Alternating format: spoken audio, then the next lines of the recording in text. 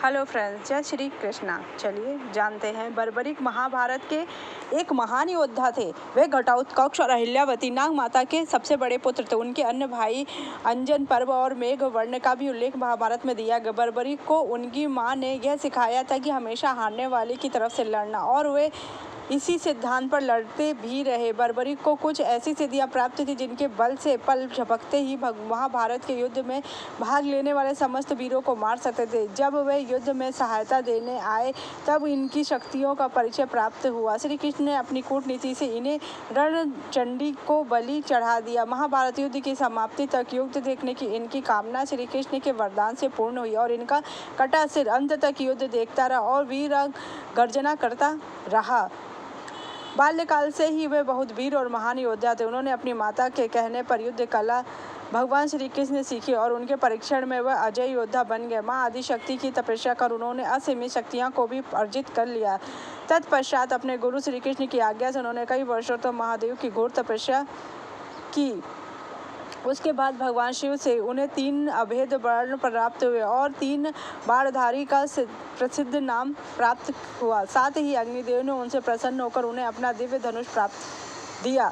महाभारत का युद्ध कौरव और पांडवों के मध्य अपरिहार्य हो गया। अतः यह समाचार बर्बरीक को प्राप्त हुआ तो उनकी भी युद्ध में सम्मिलित होने की इच्छा जागृत हुई। तब वे अपनी माता से आशीर्वाद करने पहुँचे। तब माँ को हारे हुए पक्ष का साथ देने का वचन दिया। वह अपने नीले घोड़े, जिसका रंग नीला था, पर 3 बाण और धनुष के साथ कुरुक्षेत्र रणभूमि में आते हैं। सर्वव्यापी श्री कृष्ण ब्राह्मण वेश धारण कर बर्बरीक से परिचय होकर उन्हें रोका और यह जानकर हंसा वह मात्र 3 बार से युद्ध में शामिल होने आया। ऐसा सुनने पर बर्बरीक ने उत्तर दिया, मात्र मैं 1 बाण शत्रु सेना को परास्त करने के लिए पर्याप्त है, और ऐसा करने के बाद बाण वापस तर्कस में ही आएगा। यदि तीनों बाणों को प्रयोग कर लिया जाए तो तीनों लोकों में हाहाकार मच जाएगा। इस पर श्री कृष्ण ने उनको चुनौती दी, इस पीपल के पेड़ पर सभी पत्रों को छेद कर दिखाओ जिसके नीचे दोनों खड़े थे। बर्बरीक ने चुनौती स्वीकार की और अपने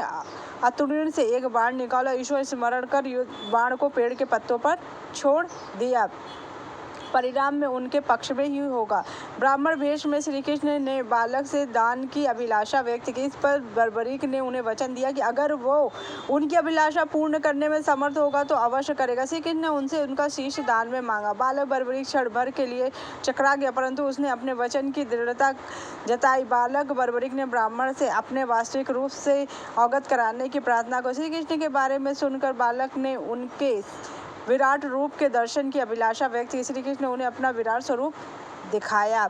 उन्होंने बर्बरीक को समझाया कि युद्ध प्रारंभ होने से पहले युद्ध भूमि की पूजा के लिए एक वीर क्षत्रिय के शीश के दान की आवश्यकता होती। उन्होंने बर्बरीक को युद्ध में सबसे वीर की उपाधि दी, अलंकृत किया, अतएव उनका शीश दान में माली। बर्बरीक ने उनसे प्रार्थना की वो अंततः युद्ध देखना चाहे। श्री कृष्ण ने उनकी प्रार्थना स्वीकार कर ली। शिव की पूजा अर्चना और फागुन माह की द्वादशी को स्नान आदि से निवृत्त होकर पूजा अर्चना करने के पश्चात उन्होंने अपने शीश का दान किया। उनका शीश युद्ध भूमि के समीप एक पहाड़ पर सुरक्षित किया गया, जहाँ से बर्बरीक ने युद्ध का पूरा समापन दिया। युद्ध की समाप्ति के बाद पांडवों में बहस होने लगी, युद्ध में विजय का श्रेय किसके जाता। श्री कृष्ण ने उन्हें सुझाया कि बर्बरीक का शीश युद्ध का समीक्षा। अतः वो सबने बर्बरीक के पास आए तो उनकी उपलब्धि नीति ही श्री कृष्ण की थी। सिर्फ उनका सुदर्शन चक्र ही दिखाई दिया सेना को काटते हुए। यह सुनकर श्री कृष्ण ने बर्बरीक को वरदान दिया और कहा कि तुम मेरे श्याम नाम से पूजे जाओगे। खाटू नाम ग्राम में प्रकट होने के कारण खाटू श्याम के नाम से प्रसिद्धि पाओगे और मेरी सभी 16 कलाएं तुम्हारे शीश में स्थापित होंगी और तुम मेरे प्रतिरूप बनकर पूजे जाओगे।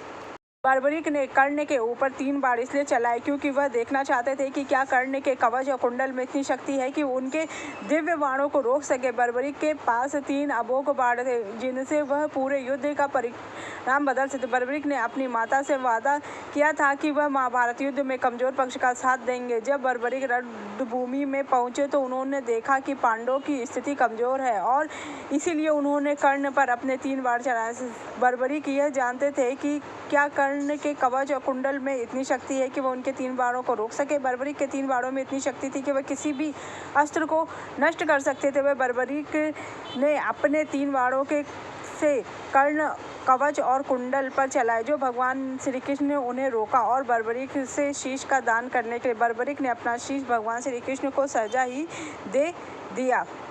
महादेव से ऐसा वरदान प्राप्त था कि वह जिस भी पक्ष की ओर से लड़ेगा जीतेगा और उसी की जीत होगी। लेकिन बर्बरीक ने अपनी मां को वचन दिया कि महाभारत में वह उसी पक्ष का साथ देगा जो हारेगा, इसलिए वह कौरवों का साथ देने जा रहे थे। और भगवान श्री कृष्ण जानते थे अगर वह कौरवों का साथ देंगे तब तो धर्म की जीत होने की बदली अधर्म का जीत हो जाएगा, जिस कारण भगवान श्री कृष्ण नहीं चाहते थे कि बर्बरीक कौरवों का साथ दे, इसलिए उन्होंने बर्बरीक से उसका शीश मांगा। बर्बरीक ने कहा कि मेरी अभी विवाह नहीं हुआ है तो आप मुझसे विवाह करने के लिए कोई कन्या है। तब भगवान श्री कृष्ण चक्का बन के उससे शादी करते हैं। अगर आपको मेरी जानकारी अच्छी लगी उसके लिए थैंक यू सो मच।